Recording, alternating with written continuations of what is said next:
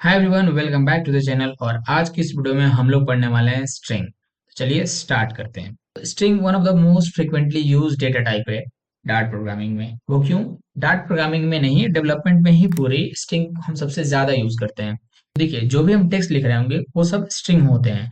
तो अगर मान लीजिए कि अगर एक वेबसाइट में जितने भी ज्यादा टेक्स्ट लिखे होंगे वो सब स्ट्रिंग में ही आते हैं, तो इतना ज्यादा यूआई हैंडल करना हो, एपीआई रिस्पॉन्स करना हो, या फिर इनपुट लेना हो, लॉग प्रिंट करना हो, कुछ भी करना हो, हर जगह पे हमें टेक्स्ट यूज करना ही होता है और वो सब स्ट्रिंग में आते हैं। तो इसलिए स्ट्रिंग बहुत इंपॉर्टेंट है, लाइक बहुत ज्यादा जरूरी है। आप पढ़िए, इसको ढंग से पढ़िए और इसको बहुत ज्यादा आप यूज भी कर रहे होंगे।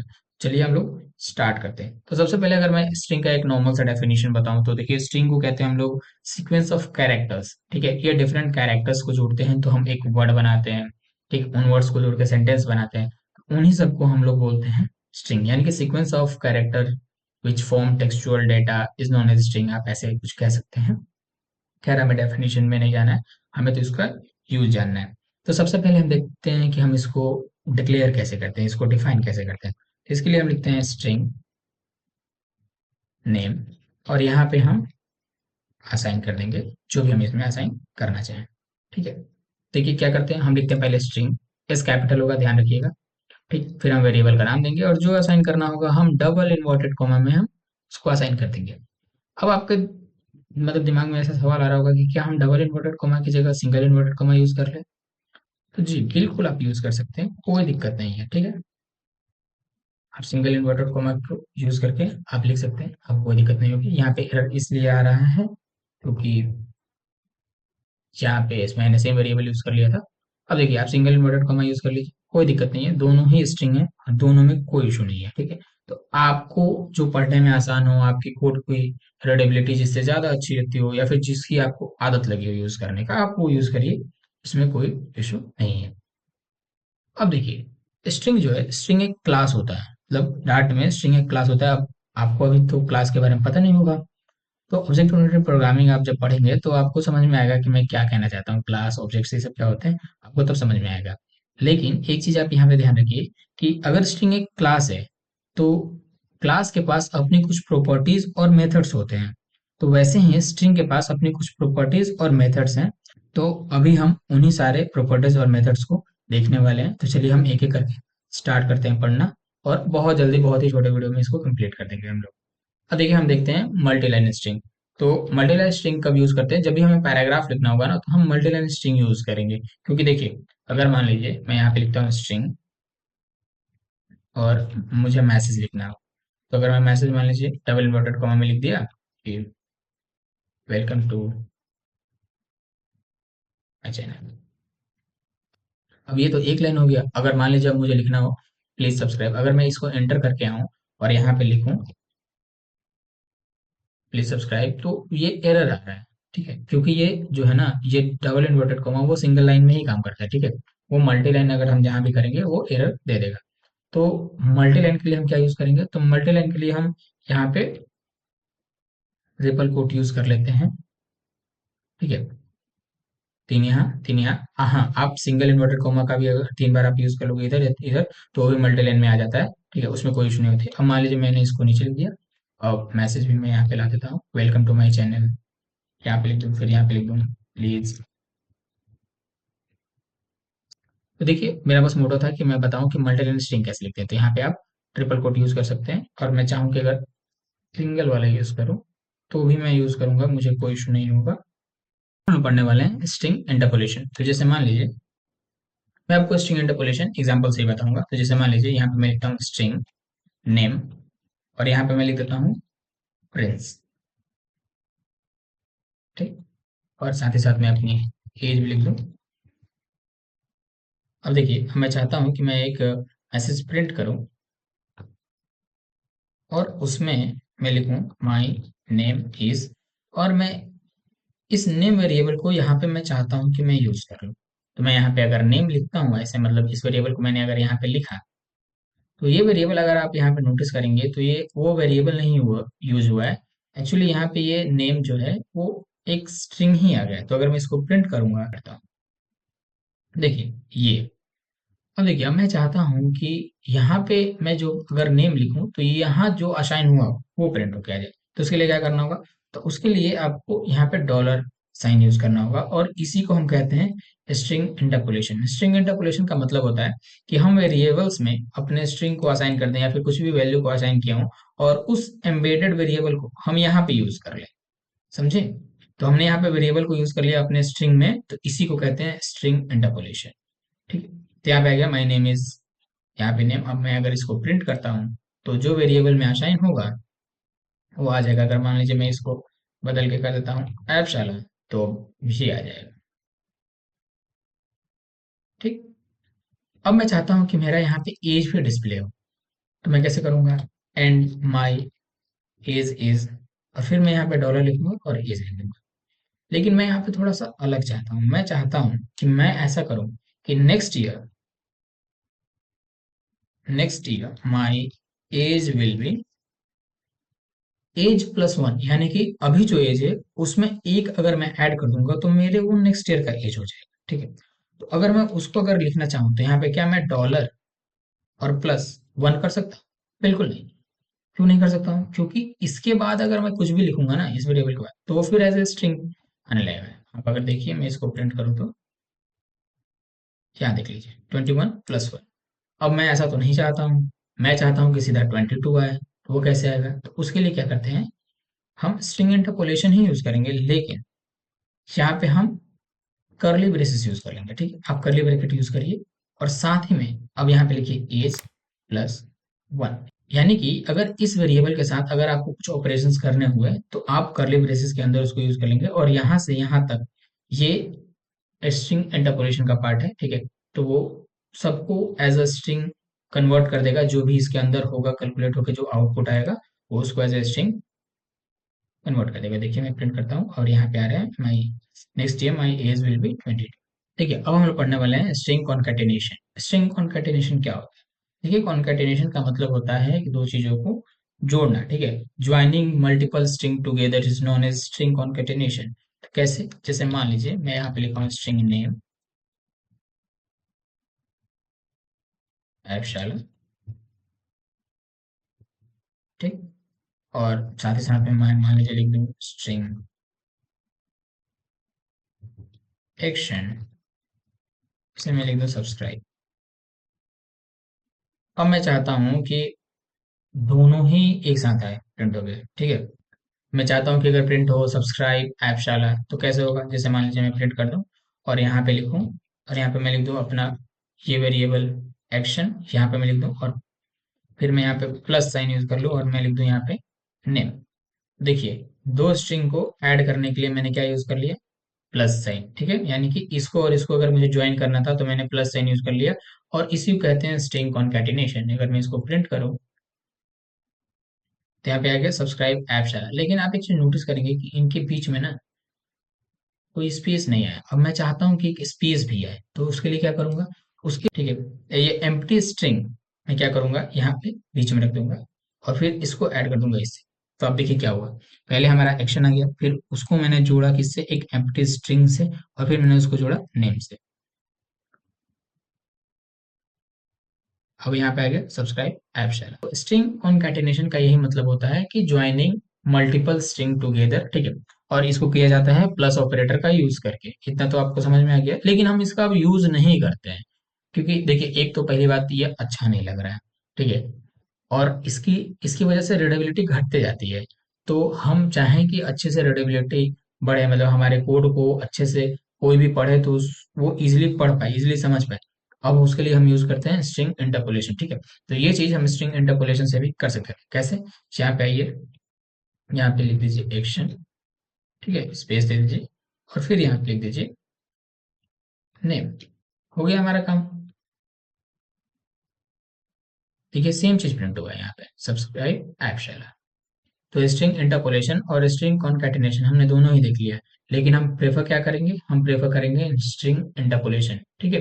तो हम देखेंगे कुछ प्रॉपर्टीज स्ट्रिंग की, कुछ प्रॉपर्टीज, कुछ नहीं, बस मैं दो प्रॉपर्टीज आपको डिस्कस करना चाहूंगा यहाँ पे। तो अब हम डिस्कस करेंगे कुछ कॉमन प्रॉपर्टीज स्ट्रिंग की। कुछ नहीं, बस दो ही प्रॉपर्टीज स्ट्रिंग के हम लोग यहाँ पे डिस्कस करने वाले हैं। सबसे पहले मैं फिर से अपना एक स्ट्रिंग यहाँ पे डिफाइन करता हूँ नेम। तो अब मैं इस नेम का, ठीक है, इस नेम वेरिएबल में जो भी असाइन हुआ है मैं उसका लेंथ कैलकुलेट करना चाहता हूँ, मैं उसका लेंथ फाइंड करना चाहता हूँ, और उस लेंथ के अकॉर्डिंग पे मुझे मान लीजिए कल को कोई एक्शन लेना हो, ठीक है, तो मुझे इस लेंथ को कैलकुलेट करना होगा, तो मैं कैसे करूंगा? तो उसके लिए हम एक प्रॉपर्टीज यूज करते हैं, इसका नाम है डॉट लेंथ। तो यहाँ पे लिखूंगा मैं नेम डॉट लेंथ, और ये मेरा क्या करेगा, इस नेम की लेंथ कैलकुलेट कर लेगा। लेकिन अगर आप इस पे होवर करेंगे तो आपको पता चलेगा कि ये जो है वो इंट टाइप का है, यानी कि ये लेंथ है, तो ये जो आउटपुट देगा ना वो रिटर्न करेगा, वो एक इंटीजर रिटर्न करेगा। तो मैं इसको इंट लेंथ नाम के वेरिएबल में मैं असाइन कर देता हूँ, ठीक है। इसको रन करके देखते हैं क्या आ रहा है आउटपुट। यहाँ पे देखिए आ रहा है 8। कैसे 8 आया? तो देखिए यहाँ से 1 2 3 4 5 6 7 8, ठीक है। तो ये हो गया हमारा लेंथ प्रॉपर्टीज।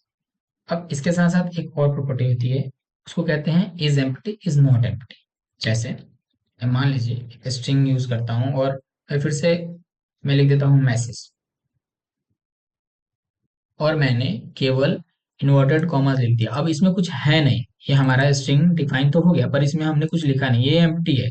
और अगर मान लीजिए कि हमारे पास मैसेज एम्प्टी है नहीं है, ये अगर पता करना हुआ कल को, तो उसके लिए कैसे करेंगे? उसके लिए हम यूज करते हैं is empty is not empty नाम की प्रॉपर्टीज। कैसे? देखिए मैसेज डॉट इज एम्प्टी। अब इस पे अगर आप होवर करेंगे तो आपको पता चलेगा कि ये एक बूल रिटर्न करता है, बुलियन रिटर्न करता है। बुलियन का मतलब आइदर ट्रू और फॉल्स। तो हम इस मैसेज को बूल टाइप के डेटा सेक्शन में स्टोर कर सकते हैं। जैसे मैं मान लीजिए इज एम्प्टी ही लिख देता हूँ, ठीक है। तो इसमें आ गया कि क्या हमारा मैसेज एम्प्टी है, तो मैसेज डॉट इज एम्प्टी का जो भी आउटपुट होगा ट्रू फॉल्स जो भी, वो इसमें असाइन हो जाएगा। तो अगर मान लीजिए मैं इसको प्रिंट करना चाहूँ, यहाँ पे आ गया ट्रू। साथ ही साथ एक और है, जैसे अगर मान लीजिए ये बताएगा कि क्या एम्प्टी है, तो ये एम्प्टी था तो इसने ट्रू कर दिया। अगर मान लीजिए मुझे चेक करना हो कि क्या ये एम्प्टी नहीं है, इज नॉट एम्प्टी अगर मैं यूज करूंगा तो आ जाएगा, अब यहाँ पे क्या आ जाएगा, ये आएगा फॉल्स कि नहीं नहीं। तब हम लोग पढ़ने वाले हैं स्ट्रिंग के कुछ मेथड्स। तो जो सबसे पहला है वो मैं आपको बताऊं, जैसे कि मान लीजिए ये लिखा हुआ ऐप शाला, जिसमें ए कैपिटल है और एस कैपिटल है, ठीक है। ए कैपिटल है और एस कैपिटल है, और मैं चाहता हूँ कि ऐप शाला ना पूरा का पूरा कैपिटल हो जाए, यानी कि सब अपर केस में आ जाए, ठीक है। कैपिटल को हम कहते हैं अपर केस, और स्मॉल लेटर्स को हम लोग कहते हैं लोअर केस। तो मैं चाहता हूँ कि मैं इस नेम को प्रिंट तो करूँ, लेकिन मैं अपर केस में प्रिंट करूँ, यानी कि मैं कैपिटल में प्रिंट करूँ। तो उसके लिए मैं क्या यूज कर लूंगा? उसके लिए यूज कर लूंगा name dot to upper case, ठीक है। ये क्या करता है? ये हमारे स्ट्रिंग को अपर केस में कर देता है, यानी कि कैपिटल में कर देता है। लाइए मैं प्रिंट करता हूँ इसको। यहाँ पे देखिए, मैं चाहता हूँ कि हमारा मैसेज लोअर केस में प्रिंट हो, यानी कि जो नेम हो वो प्रिंट हो ऐप वाला, लेकिन सारे के सारे स्मॉल कैरेक्टर्स। तो उसके लिए क्या यूज करेंगे? हम उसके लिए यूज करेंगे टू लोअर केस। अब देखिए मैं इसको रन करके नहीं दिखा रहा हूँ, आप समझ गए होंगे। अब हम लोग चलते हैं आगे। अब हम लोग आगे बढ़ते हैं, और अब हम लोग एक अगला मेथड जानेंगे, डॉट कंटेंट्स। अब ये क्या होता है देखिए मैं बताता हूँ। मान लीजिए मेरे पास मैसेज लिखा हुआ है, मैसेज लिखा हुआ है आई लव डॉट, ठीक, लिखा हुआ है आई लव डॉट। अब मुझे मान लीजिए कि इस सेंटेंस में, हो सकता है इससे लंबा भी सेंटेंस हो कोई, उसमें मुझे कोई पर्टिकुलर वर्ड, कोई पर्टिकुलर लेटर अगर मुझे चेक करना हो कि क्या इस मैसेज में वो लेटर है या नहीं, या फिर वो वर्ड है या नहीं, तो कैसे करेंगे? उसके लिए हम लोग यूज करते हैं क्या? Dot content. तो कैसे? तो पहले तो हम लिख देंगे मैसेज डॉट, अब यहाँ पे लिखेंगे कंटेंट्स। अब देखिए कंटेंट्स जो है इस मेथड में हम कुछ यहाँ पे पास करेंगे। क्या पास करेंगे? हम वो स्ट्रिंग का पार्ट पास करेंगे जो हम चेक करना चाहते हैं कि इस मैसेज में है या नहीं। तो जैसे मैं इसमें चेक करना चाहता हूँ कि क्या ये इसमें डाट है या नहीं, ठीक है। तो आप सोच के देखिए कि इसका क्या आउटपुट हो सकता है, ठीक है। अब क्या आउटपुट होने का मतलब मेरा मतलब ये है कि आप डेटा टाइप सोच के देखिए कि क्या डेटा टाइप होगा। ठीक है, क्या ये स्ट्रिंग देगा, इंटीजर देगा, या फिर बुलियन देगा? ये बुलियन आउटपुट देगा। क्यों बुलियन आउटपुट देगा? क्योंकि हम बस इससे ये पूछ रहे हैं कि ये जो मैसेज है, इस मैसेज में क्या डार्ट नाम का कोई एक सब स्ट्रिंग है, यानी कि स्ट्रिंग का पार्ट है या नहीं। तो ये हाँ या ना में जवाब देगा। तो ये क्या देगा? यहाँ से में ट्रू, ठीक। अगर मैं इसको मान लीजिए स्मॉल डी कर दूं, तो क्या ये क्या आंसर देगा? आप सोचिए देखिए। यहाँ पे आ रहा है फॉल्स। इसका क्या मतलब है? मतलब ये है कि ये केस सेंसिटिव है। केस सेंसिटिव का मतलब अगर कैपिटल में डी होगा तो यहाँ पे भी कैपिटल में डी होगा, तभी वो मैच करेगा, नहीं तो वो नहीं मैच करेगा, ठीक है। अब इसमें मैं एक चीज और आपको बता दूं, ये कंटेंट्स जो है ना, इस स्ट्रिंग का एक पार्ट होना चाहिए, तो ये ट्रू प्रिंट कर देगा, ठीक है। तो इस स्ट्रिंग में पार्ट जो है ना, ये ब्लैंक स्पेसेस भी है, तो अगर मैं एक ब्लैंक स्पेस भी देता हूँ और अब मैं प्रिंट करना चाहूंगा, तो भी ये ट्रू आएगा, ठीक है।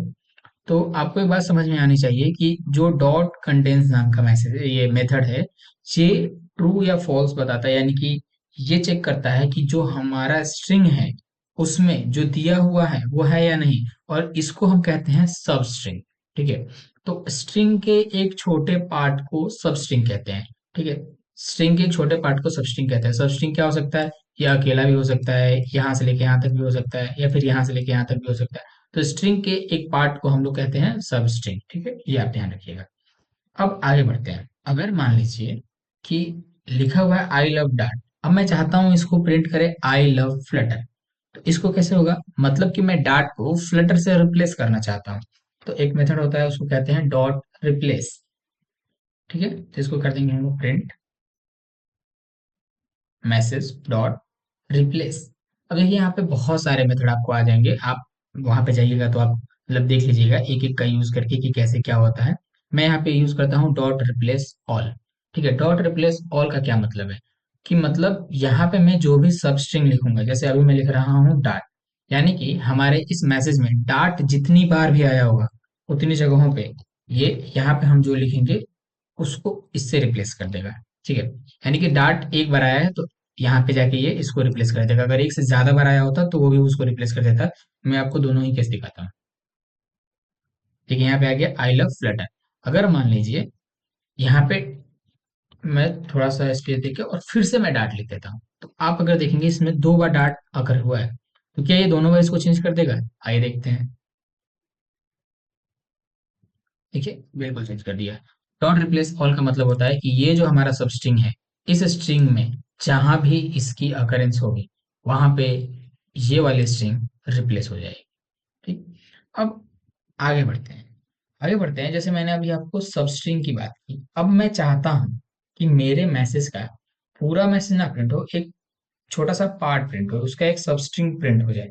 तो उसके लिए हम लोग कैसे यूज करेंगे, क्या यूज करेंगे? उसके लिए हम लोग यूज करेंगे मैसेज डॉट सब स्ट्रिंग। अब सब स्ट्रिंग में क्या होगा ना, कि हमें बताना होता है कि कहाँ से लेके कहाँ तक की चीजें हमें प्रिंट करनी है, कहाँ से लेके कहाँ तक का क्या मतलब होता है, ठीक है। यहाँ पे आपको लिखना होगा, मान लीजिए कि मैं लिखता हूँ कि 2 से लेके 4 तक की। अब 2 से 4 का क्या मतलब है मैं आपको अभी बताता हूँ, बस 1 मिनट रुकिए।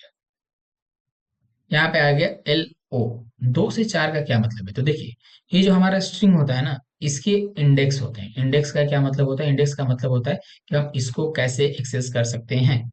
जैसे इसका होता है 0, उसके आगे 1, उसके आगे 2, उसके आगे 3, उसके आगे 4, उसके आगे 5, उसके आगे 6, 7, 8, 9, ठीक है।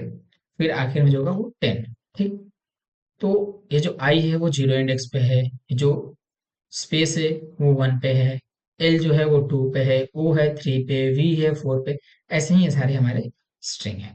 तो इनको कहते हैं हम इंडेक्स। तो इंडेक्स का मतलब कि अगर मैं चाहूं कि इस मैसेज का एक पर्टिकुलर इंडेक्स का कैरेक्टर प्रिंट करना, तो मैं प्रिंट कर सकता हूं। मैंने यहाँ पे लिखा है 2 to 4, ठीक है, यहाँ पे 2 लिखा हूँ कॉमा 4, यानी कि 2 से लेके 4 तक का प्रिंट हो जाए। लेकिन आप एक चीज नोटिस करेंगे ना, तो यहाँ पे एल आया है जो कि 2 पे है, लेकिन वी नहीं आया है जो कि 4 पे। इसका मतलब ये है ना कि जो हमारा पहला होता है वो इंक्लूडेड होता है, लेकिन जो हमारा आखिरी होता है वो एक्सक्लूडेड होता है, यानी कि वो इंक्लूड नहीं होता है उसमें। तो अगर मान लीजिए कि मुझे यहाँ से लेके यहाँ तक पूरा ही प्रिंट करना होगा, तो मैं क्या लिखूंगा? मैं यहाँ पे केवल 0 लिख दूंगा, यानी कि मुझे 0 से स्टार्ट करके आखिर तक जो है उसको प्रिंट कर दो, तो यहाँ पे आएगा और इसने पूरा मैसेज प्रिंट कर दिया। अगर मैं चाहता हूँ कि 2 से लेके आखिर तक सारा मैसेज प्रिंट कर दो, तो ये प्रिंट कर देगा लव डॉट। लेकिन अगर मैं चाहता हूँ कि 2 से लेके 9 तक की आप सारी चीजें प्रिंट कर दो, तो भी ये प्रिंट कर देगा। लेकिन ध्यान रखिएगा 9 वाला इसमें इंक्लूडेड नहीं होगा। यानी कि मेथड पढ़ लेते हैं जिसको मैं बहुत ही ज्यादा यूज करता हूँ, वो होता है डॉट ट्रिम। डॉट ट्रिम का क्या मतलब है, देखिए मैं बताता हूँ। मान लीजिए कि किसी यूजर ने अपनी ईमेल आईडी लिख दी, जैसे abc@gmail.com, ठीक है, उसने लिख दिया। अब अगर मैं देखूं तो ये वैलिड, मतलब जैसे कि ईमेल का ऐसा ही फॉर्मेट होता है। लेकिन अगर मान लीजिए कि उस यूजर ने बाद में कुछ स्पेसेस दे दिए, या फिर पहले भी कुछ स्पेसेस दे के लिख दिया। अब यहाँ से लेके यहाँ तक मेरा स्ट्रिंग, मेरा तो कंप्यूटर यही समझेगा कि यहाँ से लेके यहाँ तक स्ट्रिंग है। अब यहाँ से लेके यहाँ तक के स्ट्रिंग को अगर वो मैं डेबे में स्टोर कर लूँ, मतलब डेटाबेस में अगर मैं स्टोर कर लूँ, और कल को मैं इस पे मैसेज भेजूँ, चाहे ओटीपी भेजूँ, कुछ भी भेजूँ, ठीक है, तो यहाँ से लेके यहाँ तक वो समझेगा कि अरे यार, ये तो ईमेल आईडी ही एग्जिस्ट नहीं करती है। जब मैं यहाँ से यहाँ तक अगर ईमेल आईडी अगर यूजर दोबारा से डाल के और चेक करेगा, लॉगिन करने की कोशिश करेगा, तो वो जाके कंपेयर करेगा कि क्या ये वाली ईमेल आईडी के यूजर एग्जिस्ट करता है, और वहां पे तो नहीं आएगा, क्योंकि वहां पे यहाँ से लेके यहाँ तक की चीजें हैं। तो इसको क्या करना होता है, इसको जब भी स्टोर करना होता है, यानी कि यूजर से हम जब भी इनपुट लेते हैं, तो हम मेक श्योर करते हैं कि उसके स्पेसेस को, ब्लैंक स्पेसेस को ट्रिम कर दें। और उसके लिए हम लोग यूज करते हैं क्या, डॉट ट्रिम। अगर मान लीजिए कि मैं पहले ऐसे ही प्रिंट करता हूँ ईमेल, आप देखिए क्या प्रिंट होके आएगा। यहाँ पे देखिए, यहाँ पे स्पेस और यहाँ भी स्पेस आया है। लेकिन अब मैं क्या करूंगा, ईमेल डॉट ट्रिम कर दूंगा। अब ये क्या होगा, अब देखिए आप, यहाँ पे केवल इतना आया है, पहले और आखिर वाले स्पेसेस खत्म हो चुके हैं। तो इसके साथ ही साथ मैं आपको एक और भी मेथड बता देना चाहता हूँ। जैसे मान लीजिए कि ये हो गया ईमेल 1, और एक और मैं लिख देता हूँ यहाँ पे स्ट्रिंग ईमेल 2, ठीक है। अब मैं यहाँ पे सेम लिख देता हूँ, abc@gmail.com। अब मान लीजिए कि यूजर ने पहले ऐसे डाल के अपने आप को रजिस्टर कर लिया, ठीक है। अब बाद में वेरिफिकेशन के लिए वो ये वाली मेल डाल रहा है, अब इसमें ब्लैंक स्पेसेस नहीं है, तो क्या हमारा कंप्यूटर इसको कंपेयर करेगा, तो क्या कर पाएगा कि क्या ये दोनों इक्वल हैं या फिर नहीं है। तो आइए मैं इसको कंपेयर करके एक बार देखता हूँ। इसको हम कैसे कंपेयर करेंगे, तो सीधा हम एक ऑपरेटर यूज कर लेंगे जो आप पढ़े भी हैं, email1 is equal to email2। और ये आपको पता है कि क्या प्रिंट होके आएगा, ये प्रिंट होके आएगा फॉल्स। लेकिन अगर मैं यहाँ पे स्पेसेस हटा दूं, तो ये प्रिंट होके आएगा ट्रू। यहाँ पे एक और भी इंपॉर्टेंट चीज मैं आपको बताने वाला हूँ, देखिए ये यहाँ पे प्रिंट होके आएगा ट्रू। अब इम्पोर्टेंट ये है कि ये जो हमारा ईमेल 1 है और ये ईमेल 2 है, ठीक है, तो इसकी वैल्यू और इसकी वैल्यू यहाँ पे कंपेयर हुई है, ठीक है। ईमेल 1 की वैल्यू और ईमेल 2 की वैल्यू कंपेयर हुई है, तब जाके ये प्रिंट किया है ट्रू। और वैल्यू कंपेयर हुई है क्या, क्या मतलब है, हमेशा वैल्यू ही कंपेयर होती है क्या? तो देखिए ऐसा कुछ भी नहीं है। कंपैरिजन का दो तरीका होता है, एक होता है कि जो वैल्यू स्टोर है उसके अकॉर्डिंग कंपेयर करो, यानी कि वैल्यू को कंपेयर करो। और दूसरा होता है कि ये जो हमारा वैल्यू है ना, ये ईमेल हमारे मेमोरी में, कंप्यूटर की मेमोरी में जहां स्टोर हुई है, उस मेमोरी का लोकेशन कुछ होगा। और ये जो ईमेल है ये भी जाके हमारे मेमोरी में कहीं स्टोर हुआ होगा, उसका भी कुछ लोकेशन होगा, ठीक है। उसको कहते हैं रेफरेंस। तो अगर हम इसकी मेमोरी लोकेशन को कंपेयर करेंगे ना, तो अलग अलग होगा। ये एक अलग ऑब्जेक्ट है, ये एक अलग ऑब्जेक्ट है, ठीक है, ये दोनों अलग अलग हैं। तो जब रेफरेंस से कंपेयर होगा ना, तो ये फॉल्स होगा, चाहे उसमें वैल्यू सेम भी हो तो। ठीक, ये बात आप ध्यान रखिएगा। लेकिन अगर आप कंफ्यूज हो रहे हो तो आपको ये आगे चीज पढ़ने को मिलेगी। मैं अभी आपको बस बता दूं कि दो तरह के कंपैरिजन होते हैं, एक वैल्यू और एक रेफरेंस, ठीक है। लेकिन ईमेल, सॉरी, लेकिन यहाँ पे हम स्ट्रिंग को जब कंपेयर करते हैं तो डाट में ना वैल्यू ही कंपेयर होता है, डाट में रेफरेंस वाला कंपैरिजन नहीं होता है। ठीक, तो आपको ध्यान रखना चाहिए। अब चलिए एक आखिरी मेथड मैं आपको बता दूं, इससे ज्यादा भी और भी मेथड्स हैं, आप इंटरनेट पे जरूर पढ़ने की कोशिश करिएगा। इंटरनेट कहने का मतलब कि आप ऑफिशियल डॉक्यूमेंटेशन जाकर पढ़िएगा, ठीक है। आप फ्लटर की वेबसाइट पे जाइएगा या फिर आप डाट की वेबसाइट पे जाइएगा, और वहां पे आपको बहुत ही अच्छा डॉक्यूमेंटेशन मिल जाएगा, तो आप उसको जरूर रेफर करिएगा पढ़ने के लिए। वहाँ पे हमेशा अपडेट होते रहते हैं, तो जब भी अपडेटेड वर्जन आता है तो आपको वहाँ से चीजें अपडेटेड मिल जाती हैं। एक और चीज मैं आपको बता दूं कि स्ट्रिंग जो होता है ना, वो इम्यूटेबल होता है। तो काफी बातचीत हो गई, और मैं कहूंगा कि आप जरूर पढ़िएगा इसके बारे में, आप डॉक्यूमेंटेशन जरूर पढ़िए। पता नहीं कितना समझ में आया होगा आपको, पर कोशिश करिए आप पढ़ने के लिए, इसके बारे में बहुत ही ज्यादा इंपॉर्टेंट है।